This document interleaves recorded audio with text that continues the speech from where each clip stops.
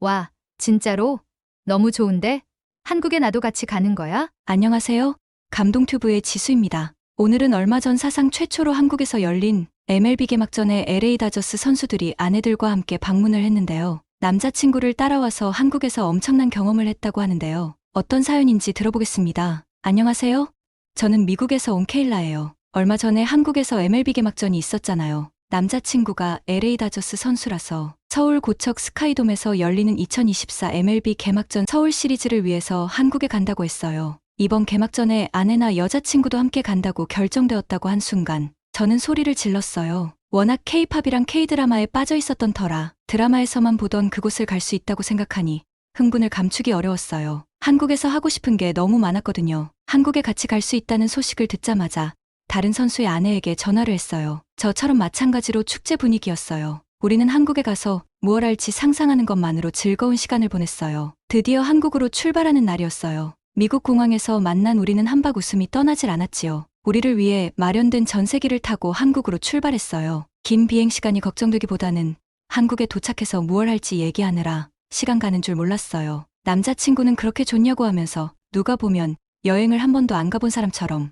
설레하냐고 신기해했어요. 맞아요. 저는 한국은 처음이었어요. 그동안 가고 싶어서 여러 번 계획하긴 했지만 남자친구는 경기 시즌에는 바빠서 비시즌에는 몸 관리를 하느라 운동을 해야 해서 꼼짝도 못할 때가 많았어요. 그런데 이렇게 공식적으로 한국을 가게 되었는데 얼마나 좋겠어요? 14시간 정도 비행기를 타고 드디어 인천국제공항에 도착했어요. 이곳이 말로만 듣던 공항이구나. 도착하니 이미 공항은 취재진들로 꽉 차 있었어요. 한국에서는 LA 다저스 선수단과 아내들이 함께 입국한다고 하니 여기저기서 사진을 찍느라 난리였어요. 하지만 저는 그 복잡한 가운데 공항 구경을 하느라 정신없었지요. 처음 놀란 것은 공항의 와이파이 속도였어요. 비행기 착륙과 동시에 SNS에 도착 소식을 올리려고 핸드폰을 켰는데 공항 와이파이가 무료더라고요. 그리고 속도는 어찌나 빠른지 역시 한국은 IT 강국이구나 생각했지요. 취재진의 요청에 여러 번 사진을 찍었어요. 도착해서 우리를 반겨주는 한국분들이 감사했어요. 마침 오타나 선수도 아내분과 함께 도착했어요. 그래서 일본 취재진까지 있어서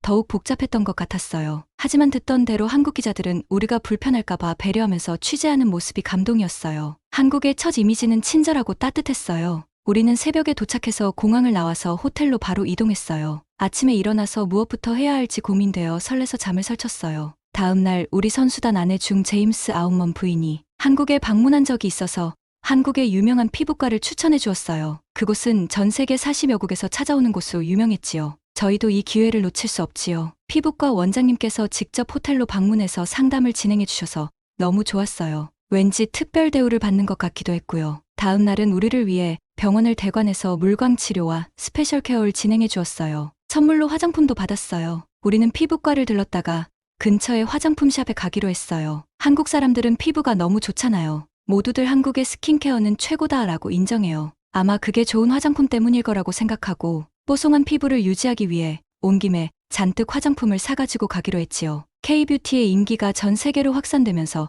올리브영이 외국인 관광객들의 필수 관광 코스라고 하더라고요. 우리는 우르르 올리브영으로 향했어요. 올리브영에 들어서자 직원들이 친절하게 맞아주었어요. 우리는 들어서자마자 눈이 휘둥그레져서 이것저것 쇼핑을 하느라 정신없었어요. 언제 또 올지 모르니 잔뜩 사가기로 했죠. 특히 한국인들의 뽀얀 피부가 부러워서 미백 제품을 많이 사가지고 왔어요. 여행의 즐거움은 쇼핑이잖아요. 우리는 올리브영을 다 싹쓸이 할 기세로 신나게 쇼핑을 했어요. 올리브영 직원들은 바쁜 와중에도 찬찬히 설명해 주셨어요. 우리는 서로 화장품을 골라주면서 더욱 친해지는 시간이었어요. 미국으로 돌아가서 친구들에게 기념품으로 나누어 주려고 마스크팩도 잔뜩 사가지고 왔어요. 두 손 가득 화장품 쇼핑백을 들고 나왔답니다. 화장품을 사고 나오는 길에 한국의 거리를 구경해보기로 했어요. 한국 하면 길도 깨끗하고 다양한 맛집도 많기로 유명하잖아요. 드라마에서 나올 법한 예쁜 카페에서 커피를 마시면서 한참을 수다를 떨었어요. 지나가는데 탕후루를 파는 곳이 보였어요. SNS에서 탕후루가 열풍이어서 한 번은 꼭 먹어보고 싶었거든요. 지체 없이 매장으로 향했어요. 과일에 달콤한 설탕물이 입혀진 맛은 어떨까? 상상하는 것만으로도 오감을 자극했어요. 탕후루를 주문해서 한 입 베어 물었어요. 입에 넣자마자 설탕 코팅이 바사삭하고 부서지는데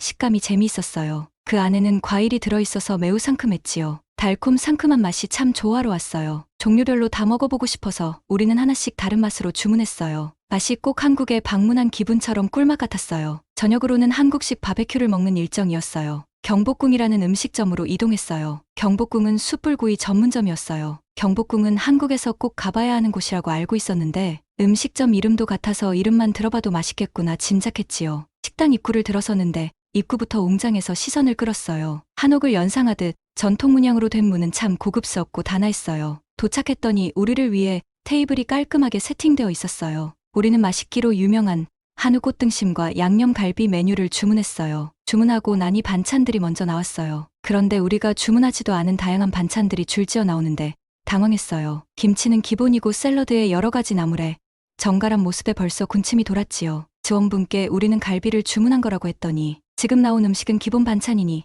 맛있게 먹으라고 하면서 웃어주었어요. 이게 기본 반찬이라니 다시 한번 놀랄 수밖에 없었죠. 우리는 고기가 나오기 전에 반찬들을 하나씩 먹어보면서 그 맛에 다시 한번 감탄할 수밖에 없었어요. 기본이 이 정도면 메인 식사는 얼마나 맛있을까요? 드디어 주문한 한우 꽃등심이 나왔어요. 잘 달구어진 불판에 고기를 올려놓으니 순식간에 고기가 익으면서 육즙이 나왔어요. 친절한 직원분이 고기를 구워주시면서 잘 익은 고기를 하나씩 접시에 올려주었지요. 이렇게 고기를 옆에서 구워주니 더욱 맛있게 느껴졌어요. 꽃등심을 한 점 먹었는데 고기가 맞는지 제 눈이 의심스러웠어요. 고기가 고소하고 이렇게 부드러워도 되는 건가요? 한우가 맛있다고는 들어봤지만 이 정도일 줄은 몰랐어요. 고소한 맛은 마블링 때문이라고 하는데 늘 두툼한 스테이크만 먹었던 우리는 한우의 맛에 반해버렸지요. 꽃등심을 순식간에 다 먹고 나서 양념갈비를 구워주셨어요. 양념갈비는 달콤하고 짭짤했는데 단짠단짠이 이 뜻이구나 알 수 있었어요. 우리가 고기를 먹느라 정신이 없었는데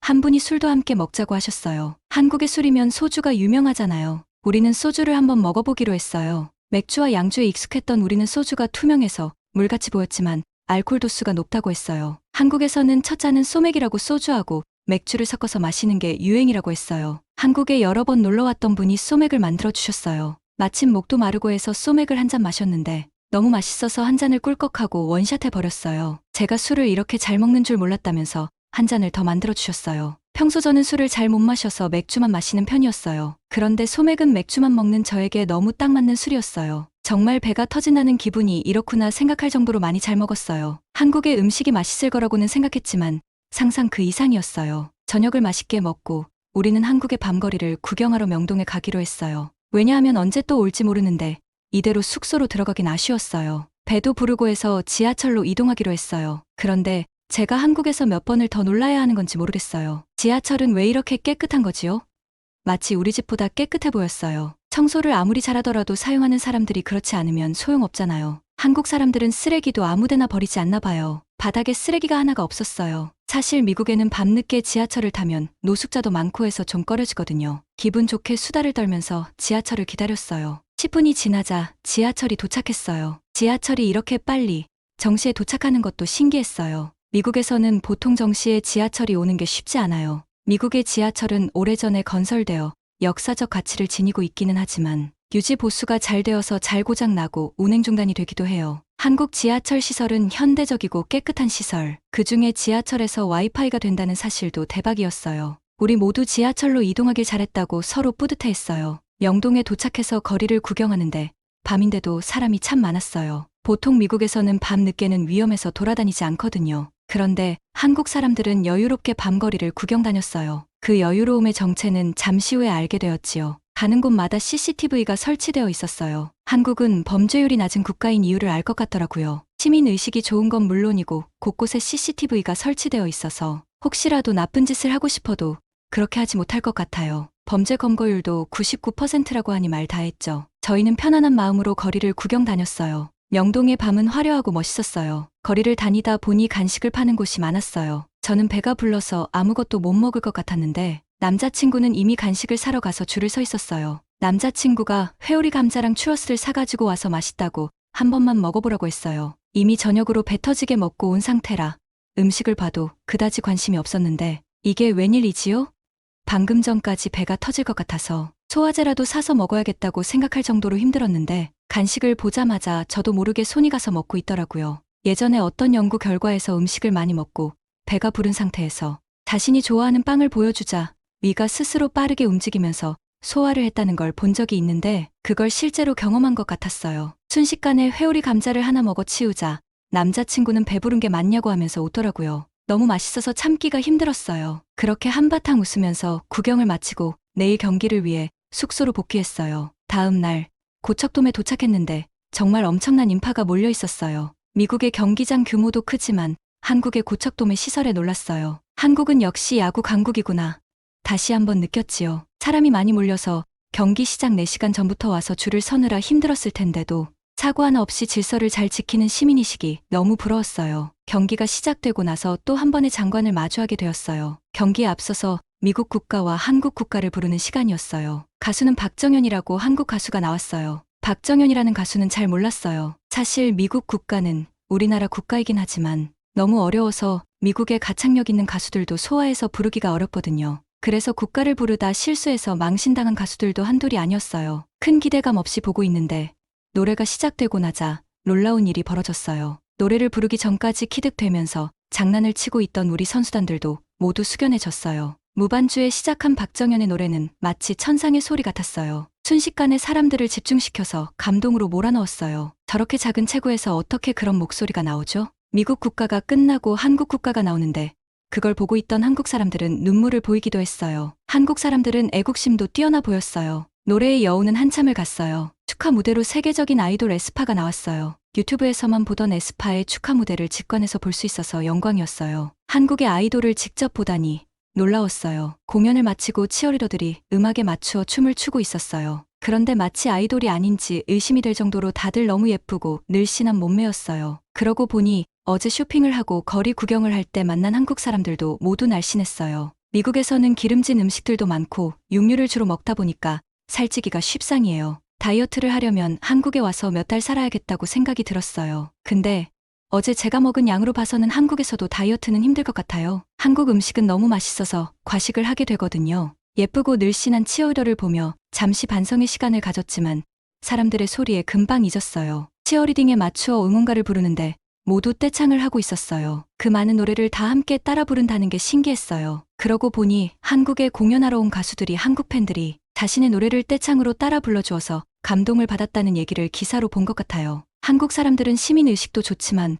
공동체 의식도 높은 것 같았어요. 예전에 월드컵 경기에 붉은 악마들이 빨간색 티셔츠를 모두 맞춰 입고서 광화문에 모여서 함께 응원해서 거리가 모두 빨간 물결이었다고 들었을 때는 그게 말이 되나 싶었는데 와서 직접 보니 충분히 이해가 되었어요. 경기가 한참 신나게 진행되니 흥분이 되었어요. 때마침 목이 마르고 배도 고팠어요. 한국의 야구장에서 먹는 음식이 유명한 건 이미 알고 있었어요. 야구장에 경기를 직관하면서 먹으러 오는 사람도 많더라고요. 입장하면서 음식을 사서 입장하기로 했어요. 고척돔은 크림새우가 유명하다고 해서 갔더니 이미 품절이더라고요. 아쉬웠어요. 다행히 떡볶이랑 닭강정, 추러스로 만족해야 했어요. 음식을 사서 입장하니 좌석 앞에 테이블이 왜 있는지 이해가 되었어요. 사온 음식을 먹으려고 하는데 약간 뭔가 아쉬운 생각이 들었어요. 때마침 옆을 보니 맥주를 판매하는 사람이 지나갔어요. 우리는 얼른 불러서 맥주를 주문했지요. 정말 신기했어요. 야구장에서 경기 직관 중에 이렇게 맛있는 음식과 맥주를 먹을 수 있다니 놀라웠어요. 어떻게 이런 생각을 할 수 있지요? 한국인들은 참 똑똑하다고 생각되었어요. 즐겁게 경기를 관람하고 맛있는 음식도 먹고 일석이조란 말은 이럴 때 쓰는 거죠. 너무 즐거운 시간이었어요. 개막전 경기에서 LA 다저스가 5대2로 승리를 해서 더욱 기뻤는지 모르겠네요. 남자친구 덕분에 한국에 와서 정말 다양한 경험을 할 수 있어서 너무 좋았어요. 짧은 기간이라서 아쉬웠지만 다음을 기약하면서 경기를 마치고 나서 미국으로 돌아갔어요. 꿈만 같은 시간이 금방 지나가서 아쉬웠어요. 남자친구는 시즌이 끝나면 휴가로 한국에 꼭 다시 오기로 약속을 했어요. 오는 길에 우리가 지냈던 호텔에서 선수단에게 한국 전통 부채와 윷놀이 세트로 구성된 선물도 챙겨주었어요. 마지막까지 따뜻한 한국의 정서를 느끼면서 비행기에 올랐어요. 미국에 돌아가서 친구들에게 한국에서 있었던 일을 얘기할 생각을 하니 벌써 신이 났어요. 지금까지 MLB 개막전에 참석하러 남자친구와 함께 온 케일라의 사연이었어요. 한국에서 즐거운 시간을 보내고 갔다니 제가 더 뿌듯하네요. 오늘의 이야기가 마음에 드셨다면 구독과 좋아요를 눌러주세요. 여러분의 구독과 좋아요는 좋은 사연을 소개할 수 있는 힘이 돼요. 이상 감동튜브 지수였습니다.